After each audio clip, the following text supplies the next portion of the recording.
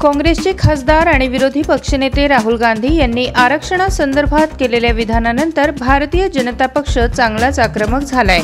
त्याच पार्श्वभूमीवर अमरावतीत डॉक्टर बाबासाहेब आंबेडकर पुतळ्यासमोर राहुल गांधी विरोधात आंदोलन करत घोषणाबाजी करण्यात आली, तर राहुल गांधी यांच्या पोस्टरला जोडे मारत त्यांच्या पोस्टरची जाळपोळ करण्यात आली। यावेळी राहुल गांधींचा जोरदार निषेध करत आरक्षण विरोधी भूमिका काँग्रेसने घेऊ नये, अन्यथा भाजपा त्यांना फिरू देणार नाही, असा इशारा भाजप अनुसूचित जाती सेलचे सिद्धार्थ वानखेडे यांनी दिला। आत्ताच आमचे प्रवक्ते शिवरायजी कुलकर्णी यांनी सांगितल्यानुसार श्री राहुल गांधीजींनी जो त्यांचा खरा चेहरा आहे तो दाखविला।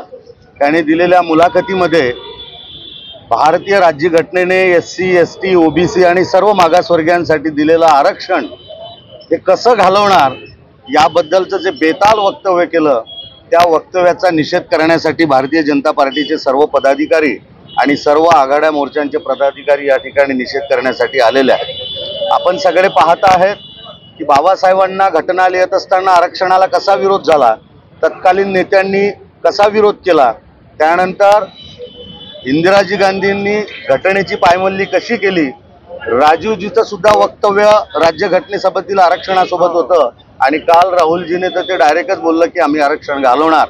हा आरक्षण येथील SC, ST आणि OBC समाजाच्या उत्थानाचं एक फार मोठं साधन आहे। हे आरक्षण कोणी घालू देणार नाही आणि त्याचा निषेध करण्यासाठी आणि हा इशारा देण्यासाठी या ठिकाणी आम्ही तिथे आलेलो आहोत। या संदर्भात तुम्हाला काय वाटते कमेंट करा, लाईक करा आणि शेअर करा। चॅनलला सबस्क्राईब करायला विसरू नका।